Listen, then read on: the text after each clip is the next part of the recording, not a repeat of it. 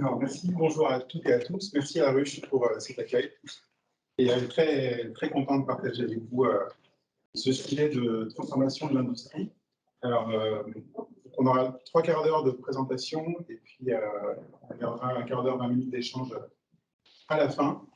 On aura trois temps. Le premier, donc le sujet, c'est du linéaire au circulaire. Linéaire, c'est dans le monde dans lequel on vit aujourd'hui. Le circulaire, c'est peut-être le monde dans lequel on vivra demain, de sport sous degré. Et donc la question, c'est est-ce que maintenant c'est le temps de changer de modèle ou pas? On va un peu discuter de tout ça. Et pour ça, déjà, on parle de pivoter comme une startup qui change de business model. On prend le circulaire comme un modèle économique plus que comme optimiser ses déchets ou réduire ses consommations. C'est l'étape d'après. C'est réellement changer de modèle. C'est pour ça qu'on utilise le mot pivoter. Donc la question, c'est pourquoi, comprendre pourquoi pivoter ou pas. Derrière, si on dit ouais, ça a l'air top de pivoter, comment je repense? Parce qu'on est plus sur l'économie d'optimisation, on est vraiment sur une transformation de chaîne de valeur. Donc c'est important de prendre conscience de différentes dimensions et de ce que ça représente en fait de changer ce type de modèle-là, surtout quand on a une industrie qui est linéaire, qui doit changer de modèle.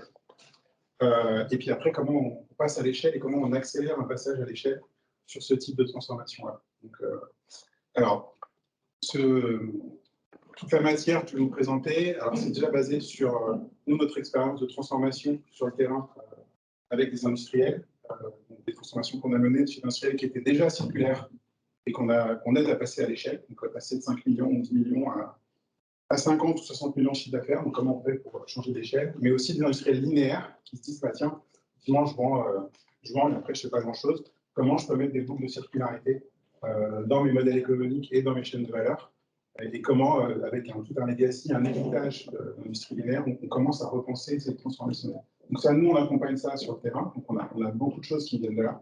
Et en complément, on a fait une étude qui est sortie en avril dernier avec l'INEC, qui est l'Institut national de l'économie circulaire, qui s'appelle donc Pivoter par l'industrie circulaire.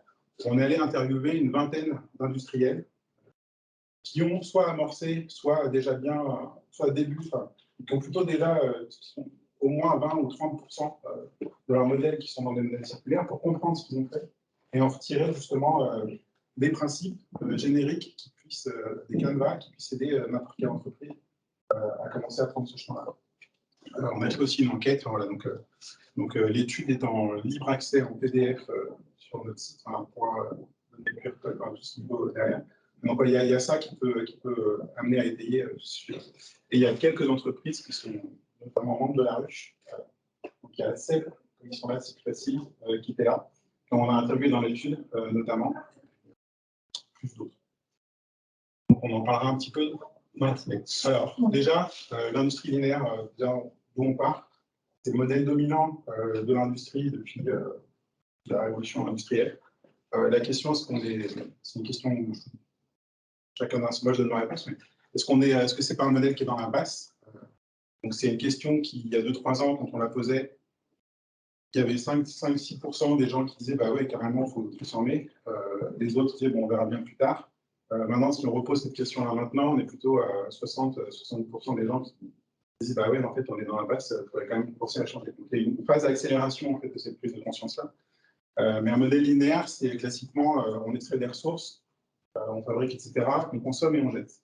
Et, on est dans un modèle où il y a moins de 8 ou 9% des matériaux, des matières qui passent dans ces flux-là, qui aujourd'hui ne finissent pas en fin de vie, quoi, qui réintègrent des cycles, soit techniques dans le cycle de production, ou des cycles dans la biosphère qui soient pas polluants, quoi. Donc on est dans une économie qui gaspille de façon grangée, quoi. Et donc les 5 grandes fragilités qu'on trouve dans cette industrie dominante linéaire. Le premier, c'est la destruction environnementale. On va avec le climat, l'émission de CO2, l'énergie, donc c'est des choses dont on parle beaucoup, mais pas que. Il y a un impact très fort sur la biodiversité, il y a un impact très fort sur la déforestation, qui fait que du coup aussi, il n'y a pas que l'énergie en fait, qu'on consomme qui émet du CO2, il y a le fait de déforester pour récupérer des ressources, qui fait qu'en même temps, on est sur une économie qui fonctionne, qui est pas durable. Donc là, il y a quelques messages qui sont autour de ça, avec un Il y a un autre volet qu'on ressent très fort, encore plus qu'au moment où on a fait l'étude, c'est les vulnérabilités sur la supply chain. Aujourd'hui, on dit qu'on est dans un monde qui est supply driven, quoi. Quand il y a un canal au-delà du canal de Suez qui se bouge, qui est un petit peu le truc qui a fait, ah ouais, quand même, il y a plus de 10 ou 15% du commerce mondial qui passe par un petit canal.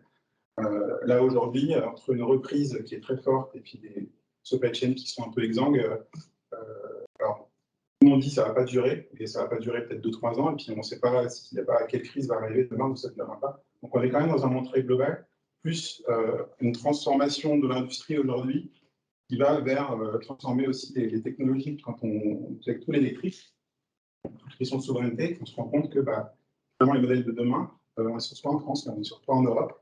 Donc tout ce qui est puce électronique, tout ce qui est ça, pose des questions. Et encore un peu plus long terme, 90% des réserves de cuivre aujourd'hui connues sont épuisées en 2050. Moi, je commence à entendre dans les conseils de direction, on est en train de vendre une machine, il y a 10 kg de cuivre, la machine dure 20 ou 30 ans, et en fait, dans 20 ou 30 ans, on n'a pas l'argent pour la récupérer, la machine. Alors, ça va être l'or noir de demain, le cuivre, on ne l'aura pas, quoi. Donc, à moyen long terme, il y a la question aussi des choix technologiques qu'on fait, des matériaux qu'on met dans vos produits, que vous mettez dans vos produits. Est-ce que c'est pensé pour les 20, 30, 40 prochaines années? Est-ce que c'est durable ou pas? Vous allez continuer, est-ce que vous n'allez pas mettre en rupture le business? Et si oui, comment vous faites pour vous mettre en mouvement, pour vous désengager de cette vulnérabilité qui peut être économique? On pourra en parler encore longtemps, on en parlera encore tout à l'heure. Il y a les disruptions réglementaires, donc les nouvelles REP, de responsabilité du producteur, qui fait que de plus en plus de secteurs, alors ça peut se traduire plus par une écotaxe pour un producteur, mais clairement, ce que ça génère, c'est des modèles économiques derrière, où on peut récupérer les produits, les revendre, etc. Donc ça va générer en fait potentiellement des risques ou des opportunités pour les entreprises. Il y a le fait de ne plus passer sur du thermique, mais peut-être sur l'électrique. On était chez JTEC, par exemple, il y a de plus en plus d'entreprises qui commencent à créer des pôles de diversification parce que les business models d'avant sont plus d'aujourd'hui qui sont ceux d'avant sont plus ceux de demain. Donc ça pose des questions aussi. Donc il y a de plus en plus, notamment en Europe, où il y a une pression réglementaire sur le circulaire qui est l'une des plus fortes dans le monde. C'est aussi un sujet qui peut être, si ce n'est pas anticipé, peut vraiment poser un gros problème. Compétitivité de l'offre. Je crois que c'est BYD, Build Your Dream, qui est une entreprise, comme le nom le porte, est chinoise, qui à la base faisait des batteries et qui est un leader en Chine des voitures électriques et des camions électriques, qui construit une usine en France. Donc aujourd'hui, si on reste sur des business models classiques où on vend avec un peu de service autour, il y a Tesla qui déboule, il y a tout un tas d'acteurs qui n'étaient pas présents ces dernières années et qui arrivent sur le marché. Donc rester sur un business model classique, linéaire, c'est assez pauvre en fait, quand on se rend compte de tout ce qu'on peut faire derrière avec Renault Trek, c'est pas là, mais avec, je crois que Renault Trek, n'est pas, mais peut-être. Il n'y a personne de Renault Trek pour le bruit. Moi, quand on était avec Bruno Chazalet il y a quelques jours, on se rend compte de toutes les pièces qu'on peut récupérer, de tous les modèles économiques qu'on peut faire autour d'un camion, sur les secondiers, etc. Et tout ça, ça génère, on va le voir, plein d'avantages par rapport aux clients et des sources de revenus et de résilience et d'ancrage qui sont très compétitifs par rapport à des produits qui peuvent les concurrents. Donc même si on ne croit pas en l'environnement, moi ce que je dis, c'est que dans 5 ans, toutes les boîtes qui sont sur un business model que linéaire, potentiellement leur business model, il tient plus. Donc il y a un vrai sujet d'être très alerte sur ça. Et le dernier, c'est la perte d'attractivité des équipes. J'étais avec une entreprise hier qui me disait ouais, j'ai fait de la compensation carbone.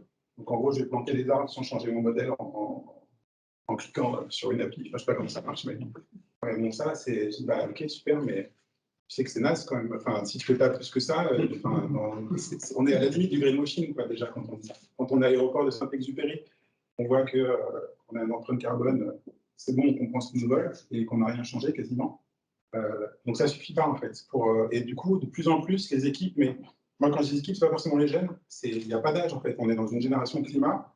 On peut voir des gens qui sortent d'école, comme des gens qui ont 10, 20, 30, 40 ans dans l'entreprise, qui peuvent se poser ces questions-là et de se dire, mais mince, c'est mon modèle, il faut le challenger, quoi. Et est-ce que j'ai envie de rester dans une entreprise qui ne bouge pas parce qu'il y a une notion d'urgence qui est de plus en plus prégnante de chez tout le monde, et dire, ok, tu ne bouges pas, je vais ailleurs pour créer un truc auquel je crois et dans lequel je me reconnais, où je sais que Je ne sais pas si on sauvera le monde, mais à minima, voilà, quelque chose qui peut se passer. Et donc ça demande à rester à isomodèle en optimisant, qui est la compensation ou même de l'éco-conception. À un moment, ça ne suffit plus. Et donc, il y a un problème d'attractivité potentielle pour l'entreprise. Donc ça, c'est les 5 grandes failles, en fait, de l'industrie linéaire. À l'inverse, je vais donner quelques exemples et pour après dire un peu ce que c'est avec la circularité. Mais aujourd'hui, la circularité, on pense surtout à Suez pour gérer les déchets, etc. En fait, il y a des entreprises qui ont pris la circularité sur un autre angle, qui n'est pas l'optimisation, mais qui est la disruption. C'est comment, par la circularité, dans les Tesla qui discutent avec la tech, il y a des entreprises comme Seb ou d'autres qui discutent par la circularité, c'est-à-dire qu'elles viennent sur un marché avec un autre modèle, basé sur la circularité comme modèle, et elles viennent sur proposer quelque chose de très nouveau, qui viennent potentiellement changer nos standards de consommation, parce qu'il y a des standards derrière aussi industriels qui sont différents. Et on trouve que c'est cet axe-là de la circularité, de prendre la circularité par cet axe-là, c'est ça qui peut créer réellement un changement de trajectoire pour l'industrie qui va comporte plein de bénéfices. Donc, je donne 3 exemples avec 3 tailles d'entreprises différentes, parce que tout le monde peut le faire. Donc, on a un groupe, une PME et une start-up. Donc un groupe, c'est un groupe CEL qui est designé pour la réparabilité. C'est-à-dire que c'est proposer des produits qui sont réparables pendant 10 ans, avec une garantie de réparation pendant 10 ans, versus des produits qui sont garantis pendant 3 à 5 ans. La différence, c'est que garantie, on vous remplace par un produit neuf. On ne vous le répare pas, quoi. Il est jeté le produit, on ne sait pas trop ce qui va bien. La réparabilité, c'est réellement réparer dans un réseau de réparateurs, pas une vraie SEL, qui ont éclaté du plan, etc., qui peuvent commander des pièces de rechange, dont une partie qui est faite en impression 3D. Donc il y a toute une chaîne de valeur qui est autour, et on vient vraiment allonger une durée de vie. Après, c'est comme des camions ou autres, on trouve ça dans d'autres contextes, mais quand on arrive sur le B2C, qu'on est chez Boulanger, qu'on a 1 ou 2 grilles sur 10 qui sont réparables sous garantie, on commence potentiellement à changer la donne. Donc ça, c'est un exemple.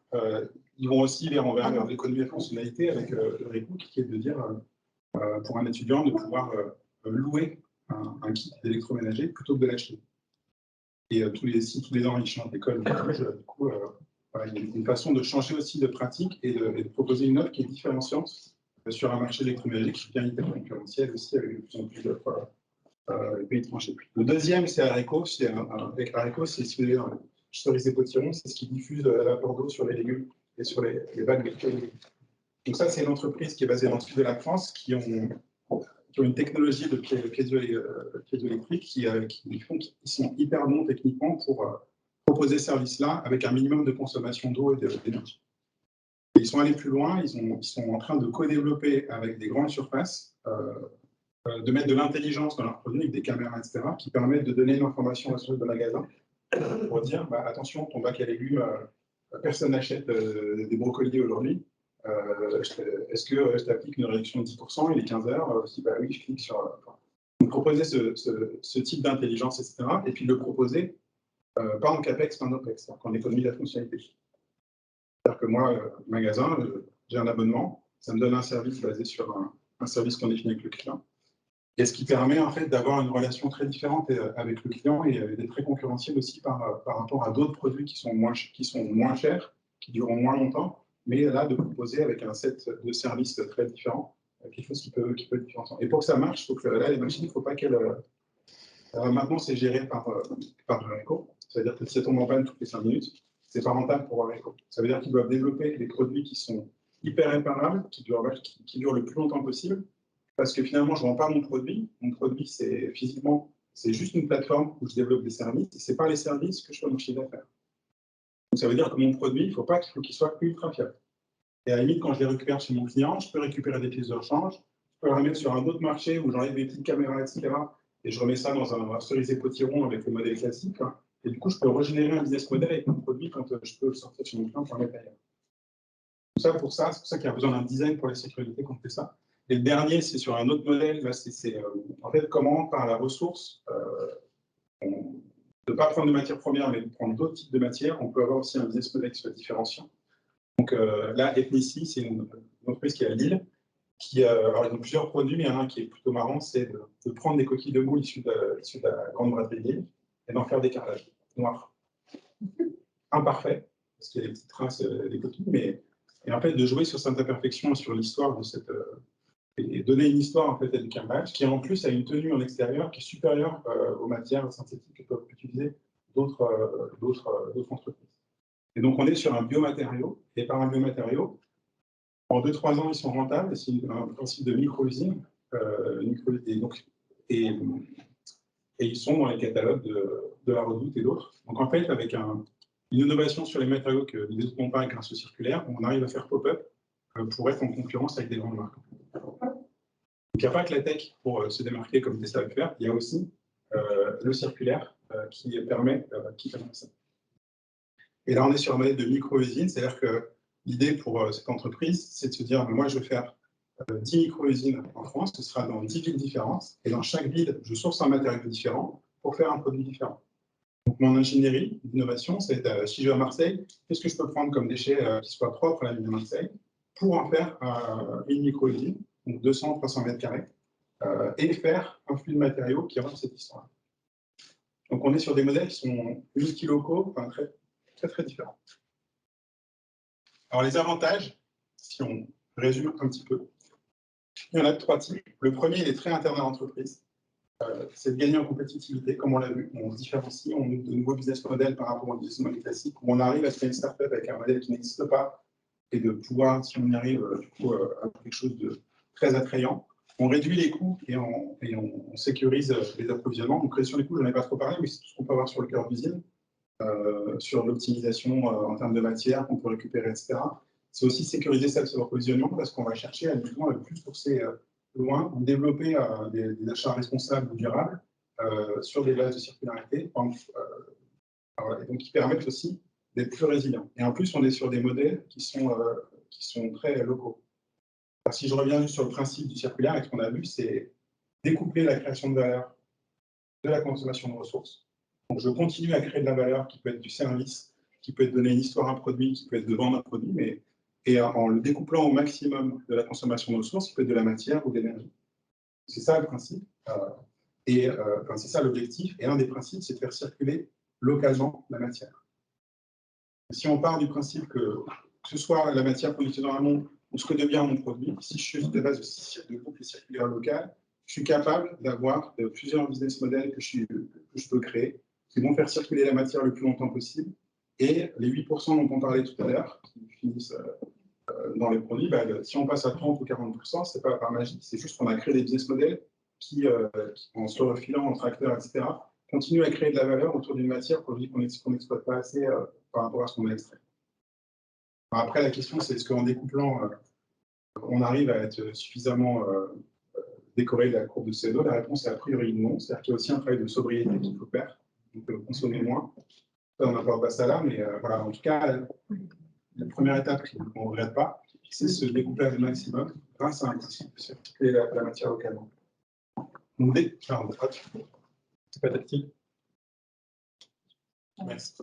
Donc, les 2 premiers, c'est vraiment autour de top line et bottom line d'être meilleur pour l'entreprise. Le deuxième, c'est sur les externalités négatives qui sont réduites, c'est-à-dire qu'il y a un chiffre qu'on n'a pas en tête, c'est que 50% des leviers de réduction des émissions de CO2, c'est la matière.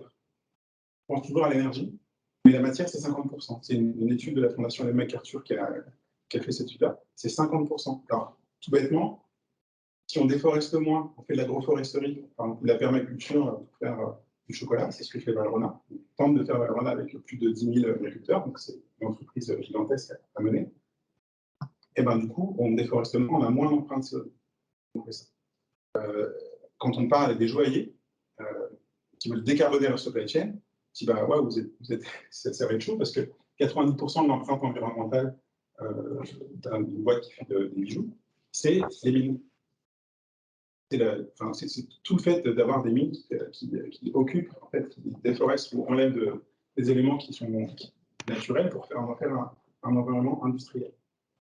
Donc, aller vers la circularité, donc, ça permet soit de gérer différemment, type permaculture, des ressources, soit par l'intégration de matières plus durables ou des matériaux recyclés, etc., sur l'intégration des matériaux, de permettre d'avoir une empreinte carbone beaucoup plus réduite sur l'extraction de la ressource. C'est aussi prendre une machine à laver, si vous la réparez 2-3 fois, et ben, c'est autant de matière en moins qu'on consomme. Puis réparer une machine à laver, c'est de l'huile de coude. C'est pas réextraire des matériaux, reprendre de l'énergie, plier, machin, etc. Non, on l'ouvre, il y a juste de la lumière au-dessus, un peu d'eau pour la tester. Et du coup, c'est beaucoup moins carboné de réparer que de fabriquer. Et donc, c'est ces deux grands principes-là qui permettent de se dire que plus on allonge la durée de vie, plus on sait réparer, créer des boucles, et plus on a des ressources en amont qui sont durables, et qui va siphonner en fait les 50%. Voilà. Et en parallèle, il y a l'énergie, bien sûr, mais pas que. Et aujourd'hui, quand on parle que de décarbonation par l'énergie, on oublie la moitié du sujet. Et c'est un sujet qui, en plus, est beaucoup plus directement générateur de nouveaux business models, emploi local, etc. Le 4, c'est les emplois locaux pérennes. Donc, c'est quand on fait circuler localement la matière, tiens, une machine à laver, on va pas en Chine pour la réparer et pour la ramener. Une machine à laver à Lyon, elle est réparée à Villeurbanne et elle revient à Lyon. Du coup, c'est l'emploi local qui n'est pas délocalisable. Ça ne sert à rien de faire venir des Chinois pour le faire. Donc c'est bon pour les territoires, c'est bon pour l'emploi, c'est le métier du futur de l'industrie 4.0, c'est le data scientist. Le métier du futur de l'industrie, c'est le data scientist. Aussi avant pour faire de maintenance prédictive, etc. Mais tu as des UT en électromécanique. Donc c'est de l'emploi, il y a toute une économie de la seconde main qui peut générer un emploi qui est moins qualifié qu'un data scientist, que moi je ne saurais pas faire. Mais je ne sais pas aussi réparer une machine à laver. Mais je pense que je me sens plus apte à apprendre à réparer une machine à laver qu'à faire de la data science, quoi. Et donc ça, c'est aussi pour dans un monde demain où on peut avoir du chômage qui augmente, etc., où on voit là, avec la crise des gilets jaunes, etc., où ça crée un emploi qui est qualifié, qui est proche des villes et qui est hyper intéressant.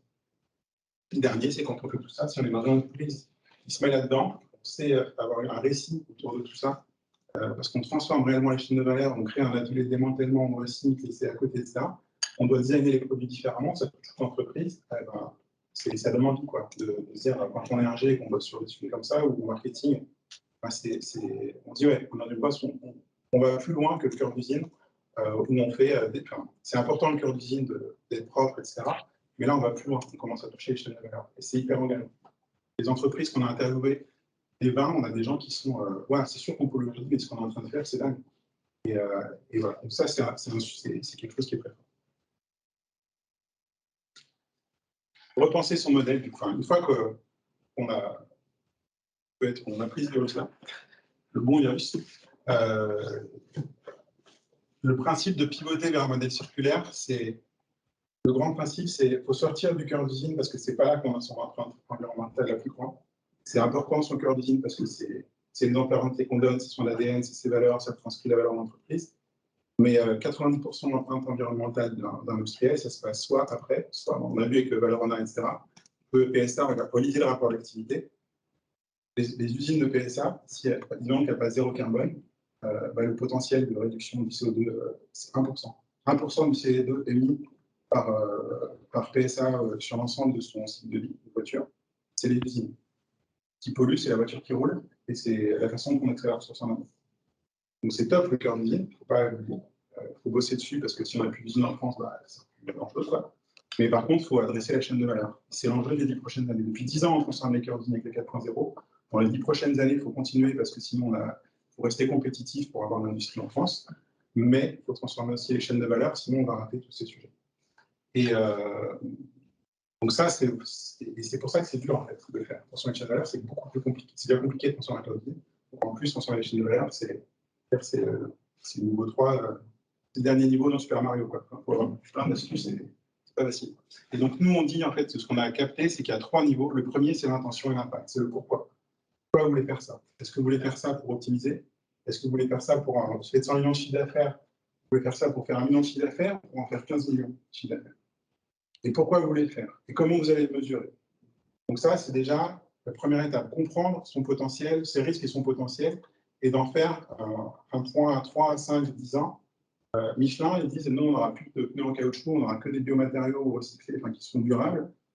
C'est 2050, parce que c'est tellement complexe à transformer que c'est 2050.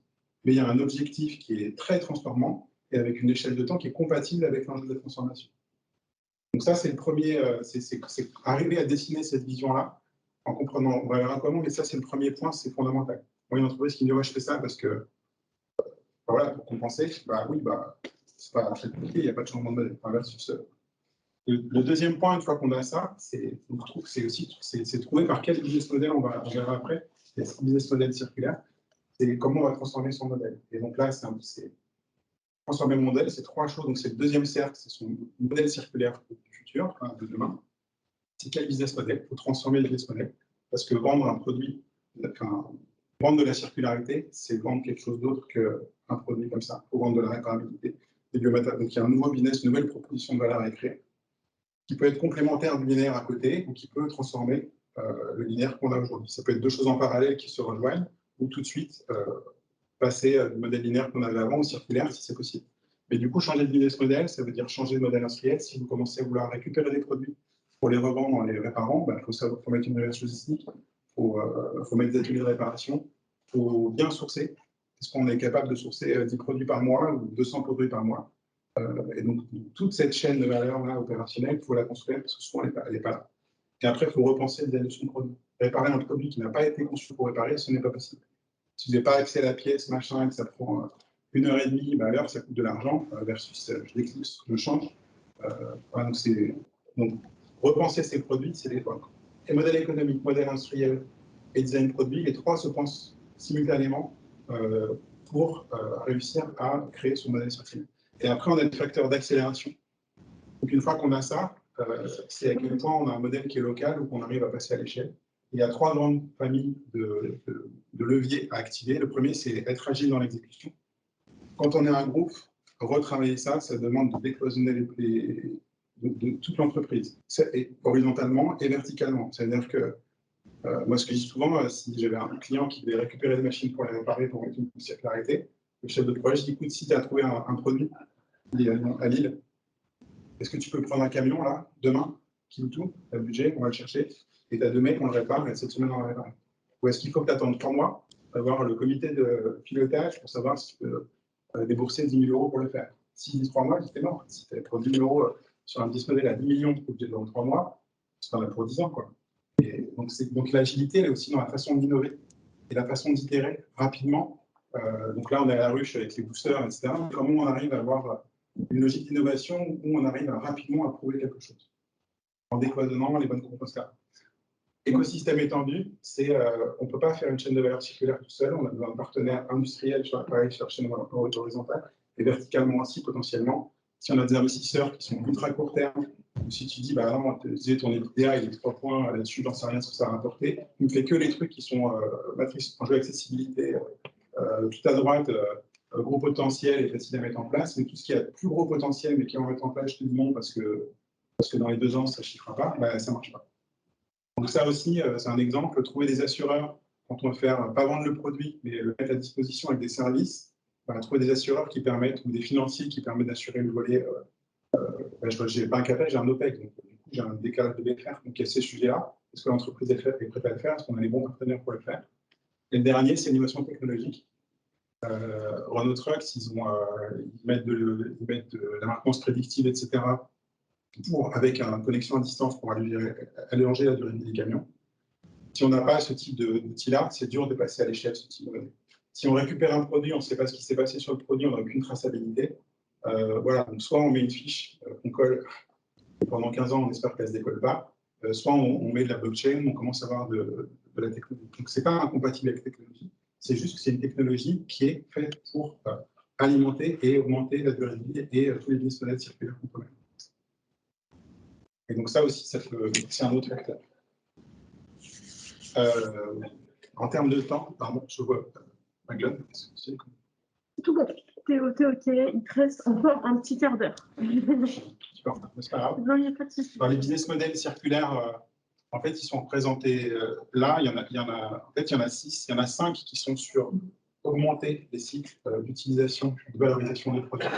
Ça part de la matière, type Veja, qui dit bah, moi, j'ai été cultivé en agroforesterie équitable au Brésil, donc on a des chaussures, on sait, qui sont hyper éthiques et qui ne déforestent pas. Et c'est comme ça qu'on se dit, tiens, je dirais une Adidas ou une Veja. Donc, ça, c'est un exemple. Il y en a d'autres. Circulaire qui fait de la peinture avec des pots de peinture recyclés, c'en a un autre.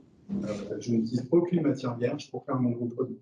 C'est que des matières recyclées. Et Donc ça permet de se démarquer. Le deuxième, c'est les plus classiques, c'est étendre la durée de vie d'un produit ou vendre un usage plutôt qu'un produit. Donc là, c'est les pneus Michelin classiques, je vois un nombre de kilomètres et pas des pneus, et du coup, ça allonge la durée de vie du produit.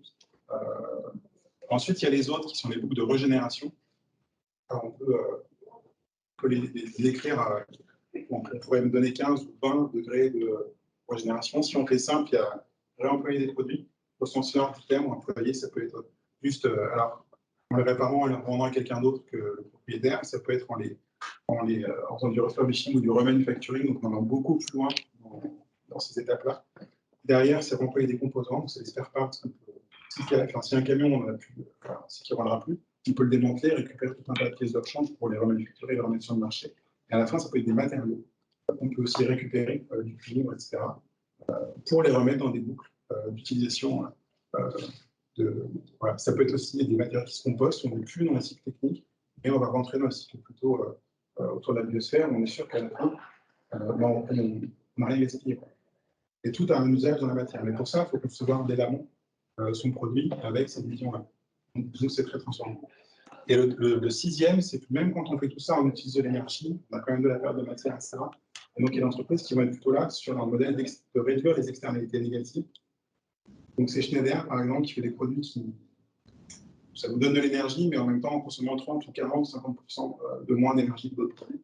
Donc, ça va être comment on vient sur ces chaînes de valeur-là encore plus optimiser les consommations d'énergie. Il y a Everroad qui est une plateforme d'utilisation cellulaire de camions. Mais ça, vous pouvez être plusieurs PME, vous pouvez dire, tiens, moi j'ai un peu de colis, etc. Uber propose des met en relation des transporteurs avec pas Uber. Everroad met en relation des transporteurs avec plein de PME. Et tout le monde est gagnant. Et il y a une empreinte environnementale qui est beaucoup moins forte de passer par Everroad. On peut être sur ces modèles-là. Aujourd'hui, on est beaucoup sur, moi je vous aide à réduire votre empreinte énergétique. On est beaucoup sur le business model numéro 6. Ceux dont on parle un peu plus maintenant, mais beaucoup moins il y a 2 ans, c'est 1 à 5 sur l'économie circulaire. Et après, il faut arriver sur une même chaîne de valeur. Une chaussure, par exemple, il faudrait qu'elle puisse passer par les 6 business models. Pas forcément le même acteur, ça peut être plusieurs acteurs, mais idéalement, la chaussure, elle est sourcée proprement, elle dure longtemps. Voir, je la loue, c'est pas à moi. Ça existe. Derrière, elle peut se réparer, elle peut resservir. Je peux la démonter, etc., puis la refiler dans d'autres cycles, etc. Et puis quand je produis tout ça, c'est 30 ou 40% moins d'eau et on a une empreinte complètement réduite. Après, voilà, c'est pensé. Et il y a des entreprises comme Michelin qui sont présentes à peu près sur tous les business models qui sont quand même de l'hydrogène avec Symbio, qui sont même les pneus, qui se positionnent même sur l'énergie nécessaire à la vie. Je vais passer un peu vite, peut-être dans les exemples qu'on parle.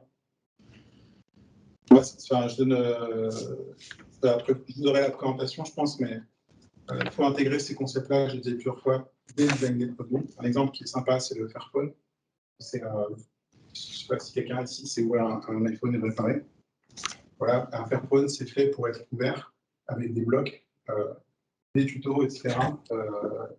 Petits tournevis pour changer les blocs par bloc et tout. Et il y a une partie, je crois que c'est 30 à 40% des matériaux qui sont dans des filières Fairplay. Parce que faut savoir qu'un téléphone, il y a énormément de composants, et pas mal de composants qui viennent des mines au Congo, par exemple, qui sont souvent artisanales, et même avec l'iPhone, on ne sait pas dire si les enfants ou pas qui posent dessus, parce que ce n'est pas traçable.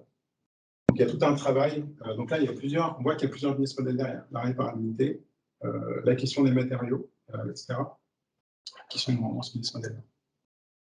Et on peut travailler aussi sur l'emballage, comme Valrhona, plutôt vendre des pastilles de chocolat dans des sachets, mettre en place des bacs chez les pâtissiers avec une tournée du laitier où on vient récupérer les bacs. Donc en fait, l'emballage n'est plus jeté, il est réemployé. On fait de la circularité sur l'emballage aussi. Pour Valrhona, l'emballage, c'est 1% de l'empreinte environnementale par rapport à la déforestation qui essaie en développant de nouvelles pratiques pour réduire au maximum. Sauf que quand le client achète, c'est sympa ta déforestation, mais moi mon truc, c'est usage unique. Donc en termes d'image, même si l'emballage, c'est pas forcément. C'est un impact environnemental, c'est sûr. Par contre, si on regarde un peu de façon ingénieure le Pareto, on a 1%, on le fera à la fin l'emballage, sauf que c'est l'image et ça véhicule tout le reste de ce que vous faites. À l'inverse, si on fait que l'emballage et pas le reste, on se reprend retour de bâton inverse. Voilà. Où en sont les industriels? Je vais aller vite là-dessus. Dans l'étude, il y a 85% d'industriels qui considèrent l'économie circulaire comme une opportunité économique et pas juste comme une contrainte réglementaire. Donc ça, c'était assez nouveau par rapport aux chiffres qu'ils pouvaient avoir précédemment dans les dernières années sur l'économie circulaire. Par contre, il y en a que 36% qui l'ont mis dans leur stratégie. Il y en a même moins, il y en a 20 ou 22% qui l'ont complètement en un plan. Donc, mais c'est émergent, en fait. Donc, c'est ça le message qu'il y a derrière. Ceux qui ont le plus avancé, c'est moi je s'appelle les pionniers, c'est-à-dire c'est ceux qui ont. Enfin, il y a les pragmatiques et les pionniers, ceux qu'on a le plus. Les pionniers, c'est j'ai bossé sur le 4.0, sur mon cœur d'usine, je fais de l'éco-conception, j'optimise l'utilisation de mes ressources. Les pionniers, c'est OK, moi j'ai temps, je transforme ma chaîne de valeur. Ça ne suffit pas le cœur d'usine. Il faut que j'aille en amont créer des supply chains décarbonés avec d'autres types de matériaux. Il faut qu'en aval, je développe de nouveaux business models qui permettent de faire tout ce qu'on sait tout à l'heure. Et les pionniers, il y en a deux types. Il y a ceux qui n'arrivent pas à dormir à cause de la crise climatique, ou qui créent des startups circulaires, ou qui sont sur des modèles comme l'énergie, avec un discours de développement durable comme le électrique, et qui, du coup, la circularité vient naturellement dans le discours, parce qu'on ne peut pas être sustainable si sur la matière, on ne l'est pas, même si on a commencé par l'énergie. Donc, il y a ceux qui développent des visions par conviction, parce que sur leur modèle, ils sont sur ce sujet-là. Et il y a ceux qui sont, entre guillemets, à mort de faim, c'est-à-dire que, moi, ma boîte, je passe du thermique à l'électrique, il faut que je fais 30-40% de mon chiffre d'affaires, il faut que je me diversifie. Et voilà, le circulaire, en fait, il y a plein de mecs qui réutilisent mes produits, qui les revendent. Moi, il faut que je me positionne sur ce marché et que je développe la circularité. Et ceux qui innovent le plus fort, ce sont ces gens-là. Et il y a de plus en plus de pragmatiques qui mettent le circulaire pas comme un sujet de vision environnementale, mais comme un sujet très pragmatique. Et c'est super. Un sujet, moi j'ai plus de supply, je ne peux pas produire de neuf, comment je me source différemment? Et tu as pensé au circulaire? Ouais, ça peut me donner des. Et ça, c'est un peu la chance d'accélération de la déversion de l'État. C'est que moi, il y a 2-3 ans, quand je parlais du circulaire, on me disait, Grégory, c'est sympa, mais c'est pendant 10 ans.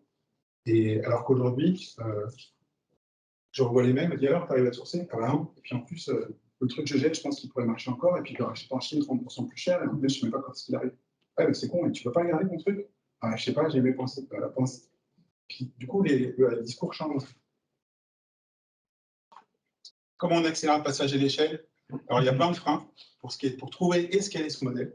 Il y a des freins parce qu'il y a l'héritage de l'entreprise, les commerciaux. Ah, et tu vends une seconde main, tu vas phagocyter mes ventes. Ah, mais non, mais je ne sais pas développer ce type de truc, et puis on connaît pas. Voilà, il y a plein de freins de type organisationnel. Mon IT ne permet pas de récupérer un produit, de le revendre. Il faut que je crée des paramètres dans SAP, je n'ai pas le droit. Donc, ça, on entend beaucoup.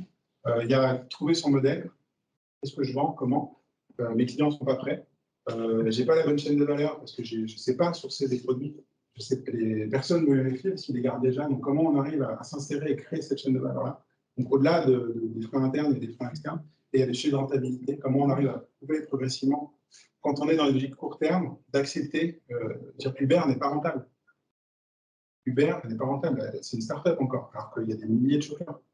Et donc, et pourtant, voilà, et Tesla n'a pas été rentable depuis très longtemps. Et quand on est dans une entreprise traditionnelle, de ne pas être rentable sur un business model qu'on pense, ce n'est pas acceptable. Et pourtant, c'est comme ça qu'on crée des innovations de rupture. Et donc, il y a vraiment aussi ce sujet le rapport à la rentabilité, le rapport d'entreprise. Moi, j'ai vu une entreprise qui je voudrais réparer, mais les pièces de rechange, je les achète dans ma propre boîte, mais il les marge à fond. Donc, du coup, moi, je ne marche pas quand je revends. Et du coup, on dit ce modèle, regarde, tu ne marches pas. C'est normal, la marche, tu l'as déjà faite avant avec tes propres pièces de rechange. Donc, et du coup, on tue des modèles comme ça parce qu'on est dans un cycle classique d'innovation, d'amélioration, versus ouvrir un nouveau modèle où ça ne veut pas dire qu'il faut dépenser n'importe quoi, ça veut dire qu'il faut être hyper bon dans aller vite, on va le voir, et innover, mais sans avoir le critère de rentabilité forcément en premier lieu. Il faut l'avoir en deuxième ou troisième lieu, quand on a commencé à trouver quelque chose qui intéresse, où la chaîne de valeur commence à tourner. C'est après qu'on optimise ce sujet de rentabilité. Enfin, on y pense bien sûr un peu au début, mais il ne faut pas que ce soit un critère discriminant à l'entrée de l'innovation. Et donc, ça amène sur les modèles d'innovation. Nous, toutes les entreprises qu'on voit, elles innovent, à part les startups, elles innovent trop lentement. C'est trop 2 ou 3 ans pour trouver une proposition de valeur, 6 mois pour trouver des produits, commencer à les réparer. C'est très long. Si vous mettez si on compare, un truc qui n'est pas comparable, mais quand même, une startup digitale, il démarre un sprint le lundi, le vendredi, près d'une bière, il faut qu'on pilote. Il y a 3 personnes qui nous ont dit ça. Le week-end, il y a des mecs qui développent, alors c'est soit la nuit, soit des Polonais, soit des Indiens. Le lundi, ils ont un nouveau truc qui testent. Ça, c'est digital, il n'y a pas de hardware, il n'y a pas de physique, c'est entre guillemets, c'est pas facile à faire, parce que c'est très complexe à faire, les trains de circuit du service, qui ne sont pas. Mais techniquement, c'est possible. Sur du physique, c'est pas possible. On est plutôt sur une logique de sprint de 1 ou 3 mois. Comment on fait pour que... C'est pour ça qu'on dit, nous, on est convaincu qu'une entreprise peut amorcer son pivot en 3 à 6 mois, parce que 3 à 6 mois, vous pouvez appeler 40 clients, 40 partenaires, vous pouvez prendre vos produits, tester de les réparer. Vous pouvez déjà apprendre énormément de choses avec une vision circulaire sur vos produits, vos chaînes de valeur, et qu'est-ce que vous pourriez créer comme proposition de valeur. Et quand vous l'avez, vous pouvez trouver un client, et pas 50. Vous ne faites pas un go-to-market dans 2 ans avec des trucs développés dans le bureau. Vous trouvez un client, et vous allez co-innover avec lui. Comme ça, vous allez créer de la valeur dès les premiers mois avec lui. C'est ce qu'on représente là, c'est qu'il y a des boucles de création de valeur. En fait, la valeur client est tout là, mais pour de vrai, elle est à chaque étape, il y a une bulle de création de valeur qui se crée avec quelques clients et jusqu'à ce que vous puissiez escaler très fort. Mais c'est cette logique d'innovation qui est très contre-intuitive pour moi. Je suis ingénieur, donc j'ai le cycle en V. Je suis tellement heureux de faire mon premier cycle en V avec mes specs, machin. Ouais, on va tester dans 1 an et demi, on teste. Oh. Et là, dans ce modèle-là de startup, c'est demain on teste. Et donc, c'est comment pour un industriel, en fait, l'action, c'est arriver à se planter, parce que c'est comme en plantant qu'on apprend, sauf que quand on a fait une usine et qu'on se plante, ça fait mal. Donc, c'est comment on arrive à se planter sans se planter en étant industriel. Et ça, c'est possible. Mais par contre, ça demande d'avoir une façon d'innover hyper agile et qu'on n'a pas aujourd'hui dans l'industrie. L'avant-dernier point, il y a une vraie question. Aujourd'hui, il y a 2 grosses tendances. C'est la technologie qui va nous sauver, ou il faut changer de façon de consommer. Si on prend l'innovation technologique, donc en fait, je compare 2 types de voitures, la Tesla et la Gazeltech. Je ne sais pas si vous connaissez ces startups industrielles à Bordeaux. Donc high-tech versus low-tech et technologie versus changement d'usage. En fait. Et moi, le point de vue qu'il faut arriver à prendre l'innovation pas comme étant que techno, pas d'abord techno en fait, mais d'abord usage. C'est l'innovation d'usage qui va générer des business models plus sobres, pérennes et aussi technologiques, mais qui sont potentiellement plus durables. Quoi. Tesla, une voiture, c'est l'autonomie. Un peu en cible, c'est on fera la voiture autonome. Enfin, on l'a fait déjà. C'est très techno, une voiture autonome. Il y a plein de fonctionnalités dedans, c'est hyper attrayant. Par contre, est-ce que c'est durable? Est-ce qu'il y a assez de piles, de puces électroniques pour que toutes les voitures soient sur une Tesla en 2050? Je ne pense pas. Est-ce qu'une Tesla est réparable et elle peut avoir 10 ou 15 ou 20 ans de durée de vie? Enfin, je ne suis pas sûr dans 20 ans, alors on voit encore des 2 chevaux de temps en temps. Je ne suis pas sûr qu'il y ait des vieilles Tesla dans 30 ans qui défileront dans la rue. Si on se fait une sortie en Tesla, ouais, j'en ai 40 dans mon garage. Je ne pense pas. Donc, et après, on est sur un modèle de production qui est la Gigafactory. La Gigafactory, bon, il y a une empreinte. L'autre jour, on dit ouais, mais c'est dans la métropole de Berlin. J'ai renvoyé la photo dans la métropole de Berlin. C'est pas vraiment dans la métropole, c'est sur une forêt. Donc, c'est comme. Après, on peut dire ouais, mais c'est plein de petites usines qui développent aussi. Là, il y a un enjeu de ZAN, zéro artificialisation nette en France. C'est-à-dire que comment on crée l'industrie sans manger une nouvelle surface naturelle. Les gigafactories qui sont en sortent en France, il y en a 2 aujourd'hui, elles sont sur des anciennes friches. Donc, ça, OK. Par contre, on peut se dire, bah, demain, est-ce que ça va dans son temps, est-ce qu'on n'a pas des gigafriches industrielles sur ce modèle-là? Pour X raisons, il n'y a plus de matière, les marchés se retournent, etc. Comment vont tourner ces modèles-là? Donc, il y a un vrai sujet, c'est cool parce qu'on aura des batteries, il y a un sujet de souveraineté sur la voiture électrique et ça, bah, forcément. Par contre, c'est un choix d'infrastructure qui est assez risqué. Et à la même, si on prend la Gazeltech, on est sur une voiture qui est c'est la Logan de l'électrique, quoi. Enfin, mais elle peut être partagée. Partagée, je ne sais pas si vous avez déjà parti une voiture, il faut surtout avoir son téléphone, un Bluetooth, c'est tout dans l'intérieur. C'est tout, quoi. Il n'y a pas d'autonomie, il n'y a pas de mise à jour de la voiture. Donc, c'est beaucoup plus sobre en technologie. On peut avoir son petit truc en plastique et on vient mettre son téléphone ou sa tablette et faire communiquer ça. Donc, il n'y a pas besoin forcément d'avoir un écran dedans. Donc, on se retrouve avec une vraie simplicité. En même temps, est-ce qu'on a envie d'avoir une voiture comme ça? C'est pas très désirable, quoi, en soi. C'est pas dans nos standards d'avoir un truc. On a l'impression de revenir à une voiture des années 90. Quoi. Donc, il y a ce sujet de désirabilité, pardon. Et après, c'est construit en micro-usine. C'est plusieurs, alors, c'est le projet. Pour l'instant, il est en photo, il a le premier contrat avec une batterie. Mais c'est construit en micro-usine. Donc, on peut se dire, OK, c'est pas avec une micro-usine qu'on aura des voitures demain, de façon massive. Il y a un sujet de vraie question de changer le marché. Par contre, le principe, c'est une voiture qui pèse 2 ou 3 fois moins lourd qu'une voiture classique. Donc déjà, de base, ça consomme 2 ou 3 fois moins. le fait pour être partagé. Donc, si vous êtes 2 au lieu de 1, vous avez fait -4, divisé par 4 la consommation. On n'est pas loin des climat. Et le fait de faire en micro-usine, c'est c'est plutôt pour des collectivités que c'est développé. Donc, si la collectivité d'Abidjan achète chez des Gazeltech, les micro-usines sont placées à Abidjan et c'est fabriqué localement. Donc, c'est comment on génère de l'emploi local quand on vient développer de la voiture. Et le projet, c'est d'avoir aussi des matériaux qui peuvent être sourcés localement. Pour l'instant, c'est du composite. Donc, ce ne sera pas sourcé localement. Il y a l'idée de trouver aussi des matériaux locaux. On a une Gazeltech faite à Abidjan, qui ne sera pas la même que celle qui s'est faite à Lille, qui sera peut-être beaucoup plus de monde s'il en reste. Mais voilà, en tout cas, cette logique, c'est peut-être un peu utopique, mais en tout cas, il y a des démarches comme ça, de se dire comment je fais circuler localement la matière le maximum possible en créant de l'emploi local. Donc, c'est basé sur les principes de circulation. Et c'est intéressant parce que ce n'est pas les mêmes empreintes, ce n'est pas du tout les mêmes modèles industriels, ce n'est pas, pas le même design et tout ça. Dernière page, du coup, il y a 4 étapes pour y aller. La première, c'est comprendre vos risques à rien faire, comprendre votre chaîne de valeur, vos opportunités, comprendre comment vous pourriez trouver une nouvelle place. Enfin, moi, en fait, quand j'ai commencé le circulaire, je viens de Lumière. En fait, en faisant le circulaire, j'ai l'impression d'avoir un deuxième œil, quoi. Parce que tellement on ne voit pas de choses quand on n'est que dans un mode. On est dans un mode où le lean, c'est bien faire mieux avec moi. J'aime pas le faire plus, mais c'est mieux avec moi. On est très sur le main. On gaspille du temps. Mais là, le problème, c'est pas le temps. Au contraire, faudrait mieux gaspiller plein de temps avec plein de gens qui bossent, mais gaspiller beaucoup moins de matière. Et en fait, quand on a là de gaspiller de la matière, c'est ça qui est pas bon. Alors que gaspiller du temps, c'est surtout un sujet de rentabilité. Ça ouvre beaucoup de volets d'innovation. Repenser, c'est repenser sa mission. Quand Michelin dit, nous, on ne fait pas des pneus, on fait de la mobilité durable, on ouvre tout un champ d'innovation qu'on n'a pas forcément si on se dit on veut être compétitif sur le marché de la colonne de direction ou je sais pas quoi. Donc repenser sa mission en intégrant ces concepts-là, ça ouvre des champs d'innovation qui sont super forts, ça embarque l'équipe, ça crée un nouvel ADN, qui est un peu la base. Sans ça, on a des potes locaux, puis ça ne grandit jamais, quoi. Et donc déjà, il faut qu'il y ait cette vision-là qui soit beaucoup plus riche que ce qu'on peut avoir dans une vision classique. Il y a décloisonner l'entreprise, parce qu'on voit bien que mettre ce genre de choses-là, il y a toutes les composants de l'entreprise qu'il faut mettre autour de la table, et penser chaîne de valeur. Explorer, c'est commencer petit. Un produit, un marché,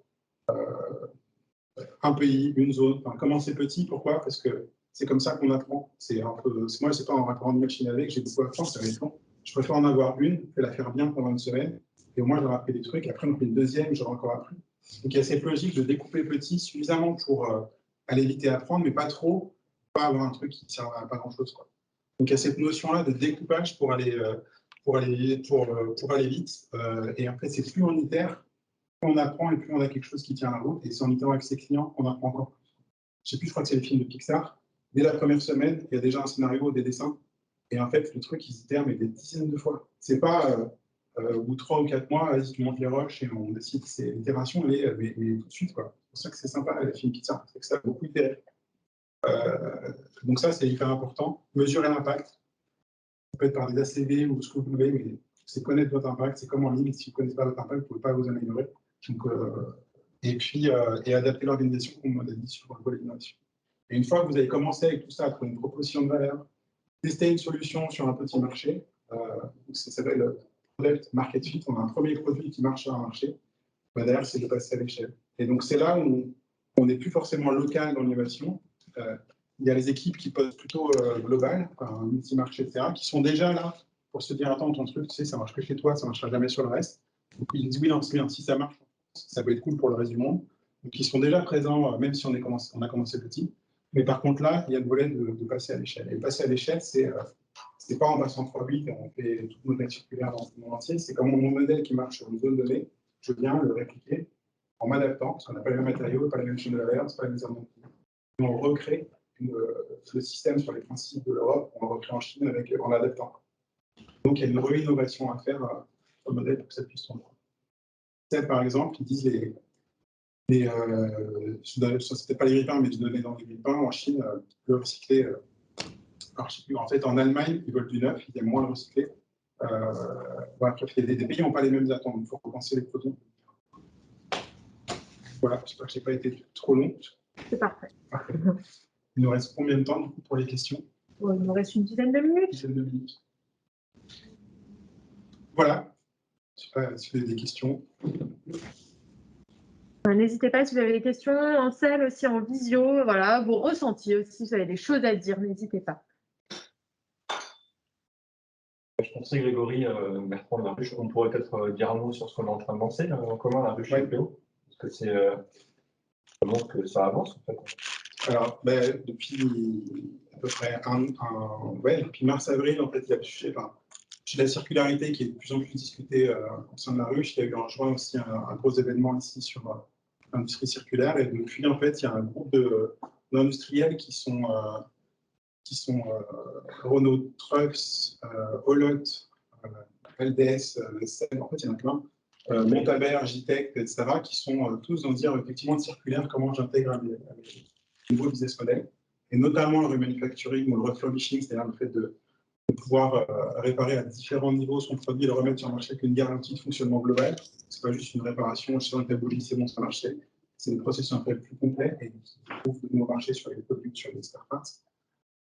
Et ils sont tous en train de défricher, soit tout au début, soit en mode de passage à l'échelle. Et l'idée, c'est de faire une map de ces entreprises-là. Donc, entre 4 ou 6, là, on démarre le premier atelier. Il y a un cercle, mais qui va passer en vrai groupe de travail plus intense et qui démarre le fin du mois.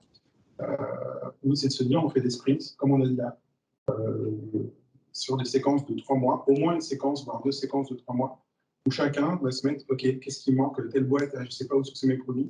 OK, dans 3 mois, on a fait une enquête, on a appelé, etc.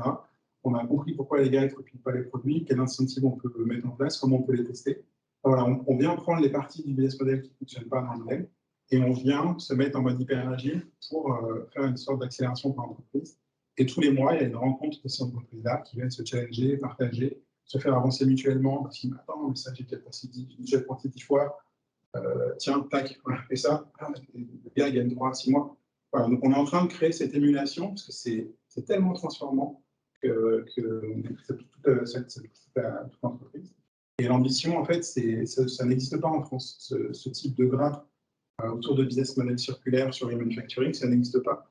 Et avec la métropole de Lyon qui en soutient et d'autres, on ne sait pas comment l'appeler encore, mais l'idée, c'est que la métropole et la région Rhône-Alpes soient un peu le pôle d'excellence ou le phare sur la lighthouse au niveau français sur les manufacturing.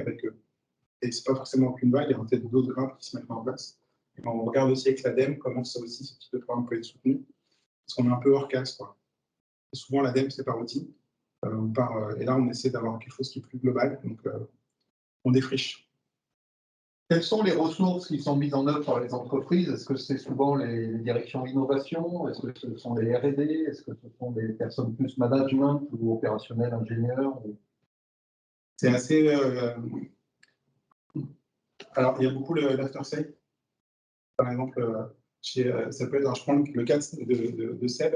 La réparabilité, elle a été tirée par le responsable développement durable et l'after-sale, vraiment ce volet-là, service après-vente. On dit, tiens, on pourrait faire ça, sachant que les produits étaient déjà réparables, sauf qu'on ne l'exploitait pas, parce que il y avait le côté, on ne le fait pas, parce que si on dit que c'est réparable, les gens pensaient que ça se casse. Et les gens n'étaient pas prêts à entendre le côté réparabilité. Aujourd'hui, c'est beaucoup plus le cas. Donc, ils se sont longtemps retenus de le faire. Le marketing, si on fait ça, voilà, ça ne marche pas. Et donc, à un moment, ils ont senti le truc et ça a été tiré par ce volet-là. Chez Olot, chez qui on était, ça a été tiré par le volet véhicule d'occasion, enfin, équipement d'occasion. Ils voient les potentiels marchés et ils ont envie de le mettre en place. Chez d'autres, là, on bosse pour Schneider Electric. C'est venu par la direction qui ont dit circularité, avec le digital, on est dans le top 2 des priorités. Circularité, ce n'est pas une opportunité, c'est une obligation, c'est vital en fait. Donc, après, il y a le temps que ça percole, et en fait, en bas, il y a des gens qui étaient complètement.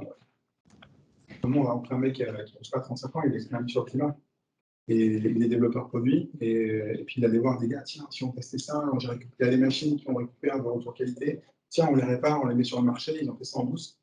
ont vendu le truc, ils sont allés voir la direction, quoi. Donc après, tu as aussi plus largement des gens ultra convaincus qui veulent pousser de l'intérieur, et ça peut venir. Il y a un gars de la supply chain qui gère les stocks, et les invendus. Pareil, il a pris un entrepôt et de la place, il a tout siphonné un maximum, il a créé une marketplace, il les revend. C'est un mec de la supply. Complètement pas fait que le marketing et l'offre, quoi. Donc après, ça cause des problèmes, mais il a dit, je m'en fous, ils sont trop longs, j'y vais, quoi. Bonne ingé. Donc en fait, ça peut venir de passionnés, ça peut venir aussi des gens qui sont proches du marché qui le voient. Ça peut venir d'une culture de développement produit très forte sur la réparabilité qui c'est moi je sais pas trop d'où ça vient, quoi. Je te dis bah c'était là, quoi. Donc il y a plusieurs sources, quoi. Ça peut être des clients qui poussent à dire attends ton truc est pas. Enfin, il y a plusieurs voies. L'important c'est de les accepter et puis d'arriver à en faire quelque chose qui prend à la fois au niveau global et local dans l'entreprise. Que soit on est trop global, mais il ne se passe pas grand-chose en bas, et c'est du discours, soit on est que local et ça prend pas en haut et ça reste des petits sujets. Et là, ce qui est important, c'est l'articulation à un moment entre les deux, pour que ça puisse passer à l'échelle. Oui. Cette notion de réparabilité des appareils existait bien par le passé, et je pense que c'est quelque chose qui a été un peu balayé, mis à côté dans le folie de consommation. Et donc, la question que je me pose, c'est comment convaincre le public, les consommateurs, qu'on a fait faux shoot et en fait, finalement, c'est mieux de faire comme ce que l'on faisait par le passé. Ouais, c'est vrai que il y a l'exemple des masques, c'est un article du Monde qui était sorti à l'époque. Les masques, avant, dans les années 60, ils étaient lavés, il y avait des laveries dans les hôpitaux, ils étaient réutilisés. Avec l'arrivée des matériaux synthétiques, c'est moins cher, il y a tous des commerciaux qui disent bah, attends, un truc de laverie, t'es con, ça coûte trop cher, mon truc, je te fais quelques centimes, réparer, cost-cutting. Et... Ouais, effectivement, il y a tout un. Moi, j'ai le frigo de ma. En ligne, on aime bien les grand-mères, mais ça marche aussi pour le circulaire. Mais il y a le frigo de ma grand-mère qui, quand j'étais petit, il est encore là, quoi. Après, on s'est électrocuté un peu dessus, donc ils ont mis un truc, mais bref, ils le gardent, quoi. Mais c'est vrai que ça s'est perdu pour plein de mauvaises raisons, de consommation, de matériaux synthétiques, etc. Enfin, c'est un peu aberrant. Et là, en fait, il y a plusieurs voies. Il y a déjà la réglementation. Là, par exemple, l'indice de réparabilité qui est sorti pour les appareils électroménagers, ça va permettre de noter. Donc, un iPhone a une note les moins bonnes. Enfin, donc, ça permet de se dire, mais en fait, c'est naze, un iPhone, tu as l'appareil, regarde, moi, je l'ai réparé 4 fois. Enfin, ça peut entrer les champs de consommation. Les entreprises ont un grand rôle à jouer. Alors, on dit souvent, il faut attendre que les clients nous demandent, mais Apple, il n'a pas attendu qu'on le demande à Apple. Ford, il n'a pas attendu qu'on lui demande des voitures. Ford, il disait, bah, si on me demandait, aujourd'hui, si j'écoute mes clients, ils veulent un truc avec plus de chevaux, ils veulent pas une voiture. Donc, en fait, l'entreprise, au moment où on rentre ça dans son ADN, peut aller évangéliser et transformer son marché en valorisant ce qu'il fait. Donc ça, c'est un volet. Puis après, bien sûr, les consommateurs, mais les consommateurs, finalement, est-ce que nous, on peut changer un business model de Peugeot? Je ne suis pas sûr, quoi. Tesla a plus changé le business model de la voiture que tous les écolos. Mais par contre, ouais, nous, on a tous un rôle à jouer. Après, je pense qu'il y a le rôle de comment chacun, on vient essayer de transformer l'entreprise dans laquelle on travaille aussi. Une fois qu'on a trié ses déchets, qu'on composte dans le Grand Lyon, qu'on est passé sur une énergie verte, etc., et que bah, si après, le reste du temps, on bosse dans une boîte qui n'est pas sur ce modèle-là, comment moi, à mon échelle, avec mes compétences, je peux essayer de transformer l'environnement dans lequel je travaille, ce qui n'est pas facile, mais c'est aussi une autre voie, quoi. On est consommateur, acteur, mais ce qui se passe, c'est le modèle, c'est comment on change les modèles industriels qui deviennent des standards de consommation derrière. Il faut quand même passer par transformer les standards industriels. J'ai une personne qui me disait, mais moi j'aime bien l'industrie, mais je veux changer l'environnement, je n'ai pas envie de travailler dans l'industrie. Je disais, après, tu vas faire quoi du coup? Tout ce que tu as là sur toi, tout ce qu'on parle, la table, le machin, c'est l'industrie qui le font. Donc, si tu ne fais pas ça, qu'est-ce que tu vas transformer? Et c'était naïf comme question. Je ne comprends pas qu'est-ce qu'on peut transformer d'autre que ces process-là. On est un peu au cœur, c'est une grande chance, moi je trouve, d'être au cœur finalement de. Si on transforme nos modèles, on transforme les standards de consommation et on a un pouvoir de dingue. Mais c'est pas facile. Voilà. Et aujourd'hui, ça ne vient pas des grands groupes. Aujourd'hui, c'est Murphy qui a lancé les premiers offres de réparabilité avant que Darty s'y mette, que Fabien s'y mette. Il y a eu, vous parliez tout à l'heure de Béja qui a disrupté le modèle de conception de l'assiette. Il y en a d'autres dans le monde apporté Bloom ou autre. Ouais. Aujourd'hui, est-ce que ça va vraiment venir de Michelin, Seb, Enco, ou est-ce que ça va venir de Tesla Donc ça vient, ouais, Tesla, il faut qu'il soit circulaire. Non, mais Oui, oui. c'est ce genre de boîte qui En fait, arrive, qui je met. suis d'accord. Alors, premier, c'est pas Murphy, c'est Andy, qui est depuis 35 ans, qui fait l'insertion. Et Murphy, non, mais c'est vrai. Et comme c'est de l'ESS, c'est un peu presser de l'ESS, et Murphy, il est fatigué. Mais après, Darty sont dans enfin, bref, tu as raison. Le truc, c'est que les startups, c'est pour ça qu'il ne faut pas valoriser. Enfin, nous, enfin, moi, il faut que je mette sur les deux tableaux. C'est-à-dire que les startups industrielles, pas forcément digitales, mais peut-être qu'il y aura des licornes en startup industrielle, mais il faudrait qu'elles soient similaires. Parce qu'effectivement, il y a un pouvoir de changer le marché par de la startup industrielle. On le voit avec Tesla. On peut très bien avoir un Tesla circulaire qui vient changer les pratiques. Ça, c'est un volet. Après, il y a aussi transformer l'entreprise de l'intérieur qui est aussi un moyen. Quand une boîte peut plus recruter des jeunes ou les meilleurs s'en vont pour que ça puisse aussi secouer le cocotier des grands groupes. Pour notre axe, voilà, il y a une très forte, un très fort volet circulaire. Seb aussi long, Michelin aussi. On regardait avec mon collègue Saint-Gobain. Saint-Gobain, ils sont en train de dire toutes les laines de verre bientôt, on aura 0 matière vierge pour faire la laine de verre. Parce qu'on a des procédés qui permettent d'être en 100% de matière recyclée. Donc en fait, les groupes aussi, et je trouve les deux sont intéressants. Parce que si on transforme un groupe, l'impact sur une chaîne de valeur avec tous les sous-traitants, c'est dingue. Donc en fait, faut y aller de toutes parts, quoi. Mais il n'y a pas les mêmes contraintes. La startup va avoir du mal à scaler, à passer à l'échelle, une fois qu'elle a fait ses calculs. Et le groupe pourrait transformer tout en 3 ans si je caricature, sauf qu'il y a tellement de freins internes. Donc on n'a pas les mêmes ressorts de freins, mais les deux sont les deux cartes sont jouées. Mais les freins internes, ils sont financiers ou ils sont humains? Les deux. Les deux, c'est des boîtes cloisonnées. Quand le directeur, voilà, quand on est une boîte de 50 000 personnes ou 100 000 personnes, le temps que ça arrive sur des monnaies en bas, ça percole. Donc ça, nous, on le sent très fort. Et il y a les sujets financiers aussi. Quand une entreprise, nous, on sait vendre, par exemple, un économie as a service, business as a service, pardon, sur un produit, sauf que les règles financières du groupe nous l'interdisent. Mais techniquement, c'est possible. Mais le standard groupe financier, et il y a de la finance, évidemment, on s'en fout, c'est le standard, c'est standard. On a ça aussi. Donc les freins peuvent être nombreux dans l'entreprise. Mais il n'en faut pas. Il n'en faut pas tant que ça, en fait. Par exemple, les grands clients, là, le volet RSE, environnement, tu vois, bien, je disais aussi sur les fonds d'investissement.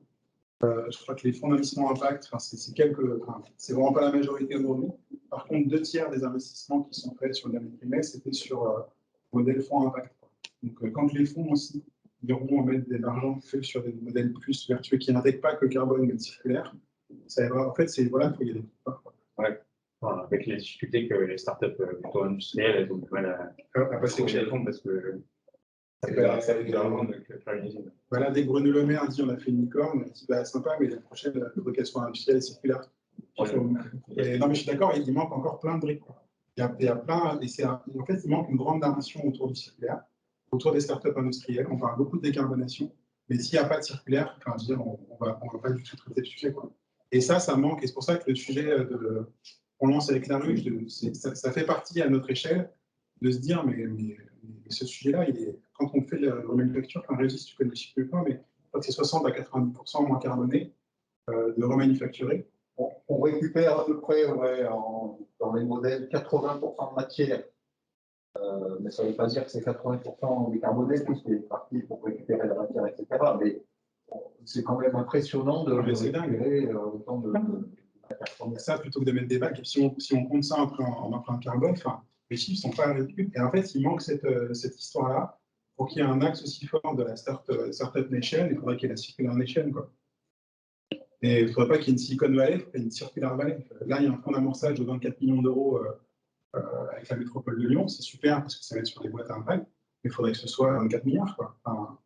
Et ça, effectivement, ça manque. Ce passage à l'échelle, ça manque. Et je pense qu'il y a quelque chose de pionnier, d'aller pousser chacun à son échelle et de jouer collectif avec ces entreprises pour faire remonter ce sujet-là comme un sujet top 1 ou top 2 dans les politiques de développement des prochaines années.